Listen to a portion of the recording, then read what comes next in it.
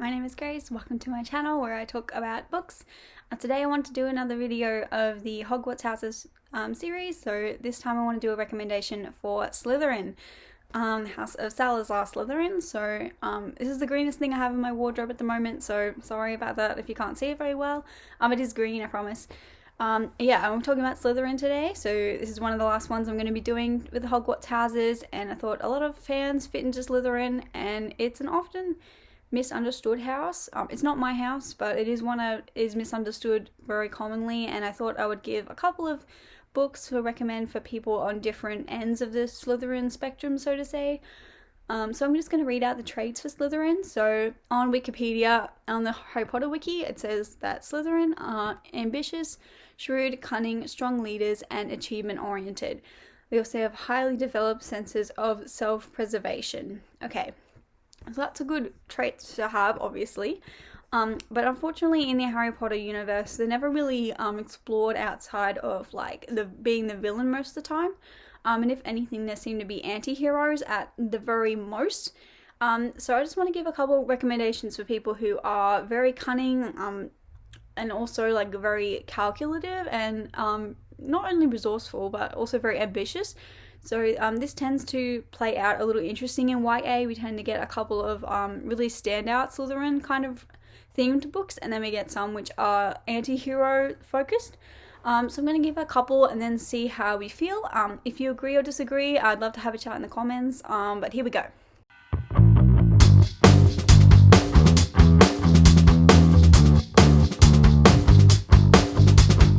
So the first book for Slytherin, this might be pretty obvious to those who have read it.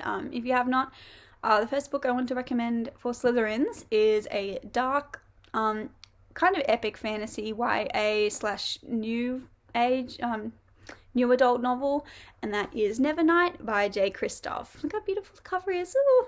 Sorry.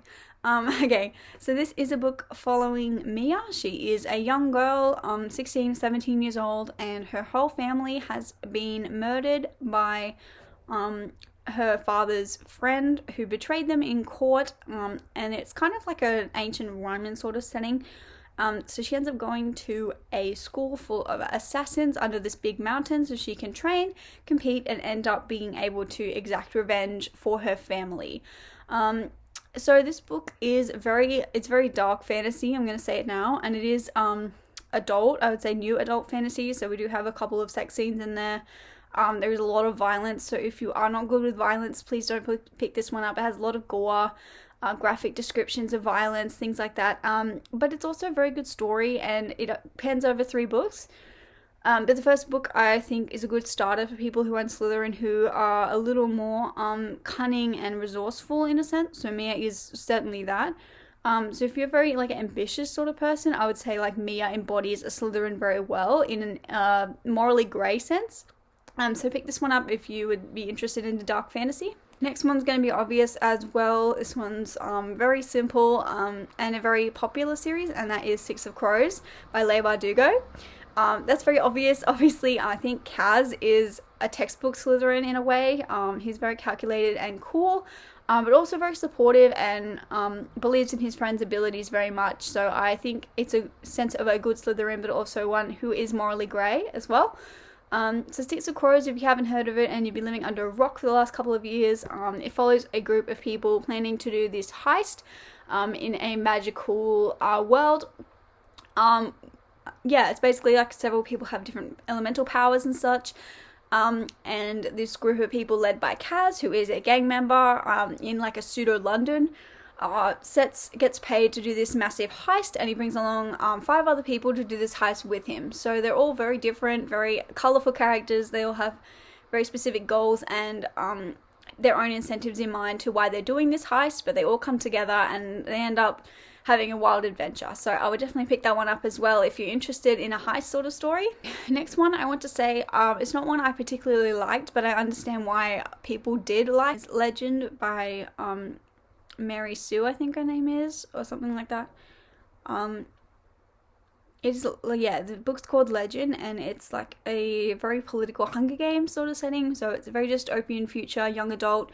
Obviously, we follow 2 characters. We follow like a young anti-hero sort of Aladdin kind of vibe. So he's like, he works with a rebellion sort of, and he scavenges for stuff and basically being a miscreant. And we follow another girl who is very high up in the political hierarchy of this world, and she's like in the police force sort of thing.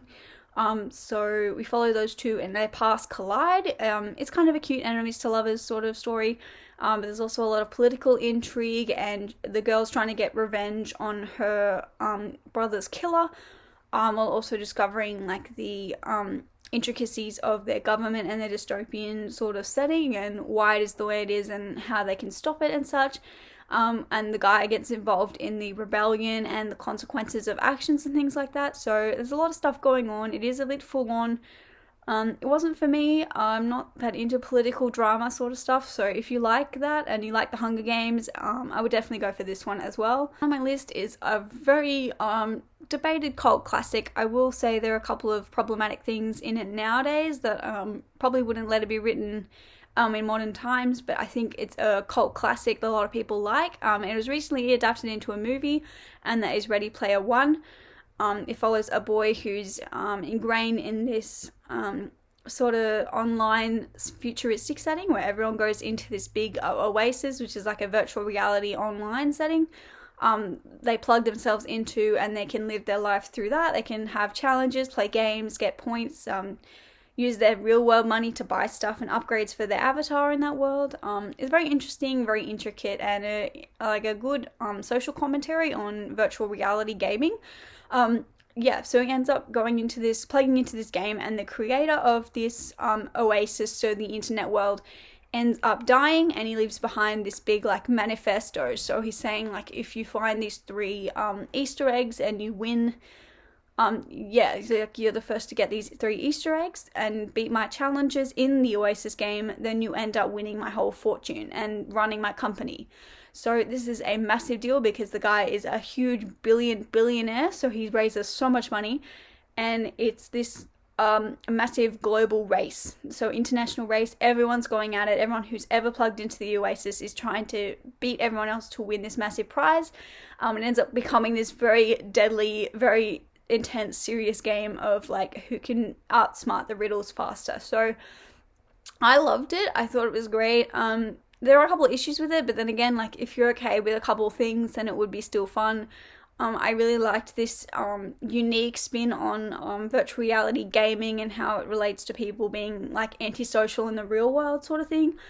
So I thought that was kind of cool. And I thought, online was a cool setting, and it's very relevant nowadays. So yeah, if you like online stuff, you want to see like an interesting like race to the finish line sort of game, book that would interest you, definitely give that one a shot. On this list, so I'm going to go as quickly as I can. The second one obviously is Throne of Glass by Sarah J Maas. So you would have heard about Sarah J Maas. She's written a lot of books for young adult that a lot of people like. I'm going to say I wasn't a fan of this book, but I can see how people are a fan of her books. And for me particularly, I got a very strong Slytherin vibe of Aelin, who is the main character in the Throne of Glass series. So she's the main character. She's like a scorned assassin who basically got thrown in jail or concentration camp or whatever for killing people, and then got brought back into this competition to see who will be the new protector of the prince and the king going forward. So if she wins this competition, she gets her freedom, and she gets to be the main protector of the king. So first off, it starts as like an innocent little game, but it ends up becoming more enveloped in intrigue, and she starts to have different feelings about different people in the court and the palace, and trying to figure out a way to get her own freedom and also have her own goals in mind. And she learns more about herself. She's very morally grey, very interesting character for sure. Not one I like particularly, but I can appreciate her character being very interesting to learn about. So I would say if you like historical fantasy sort of thing, and if you like epic fantasy as well as young adults, if you don't mind a bit of like really cheesy dialogue and a couple of like really strong tropes and stuff, if you don't mind that, if you can get that out of the way, then definitely pick this one up. This book I will recommend for Slytherins to read on this very short list, I apologize, and that is Nixia by Scott Reintigan. I can't pronounce it. So this is a space book obviously, you can see from the cover, it looks very spacey. This is similar to Ender's Game in a way. It follows a group of boys whose the main character is called Emmett. He is from Detroit, and we follow a group of international kids who come from all over the globe, and they're sent up to this space station to travel on their way to farm this magical substance from another planet called Nixia. So it's like this special a substance that they can manipulate and move and create objects and stuff. So kind of reminds me of the nanobots from Big Hero 6, if that makes sense, the way that you can manipulate those. So he ends up joining this group of people, and it ends up being a competition in different aspects of their training to see who gets to go to Eden, the planet they're trying to farm it from. But then things get twisted on its head a little bit. There's a bit of like a conspiracy going on, and then while he's uncovering things about the organization he's working for, there's also another team getting thrown into the mix. So they end up competing team for team, like taking out each other's team members so they can end up scoring more points, so they can bring their own team onto Eden instead of the other team. So guys, thank you very much for watching. If you liked the video, comment, subscribe to my channel, and I will see you in the next video. Bye!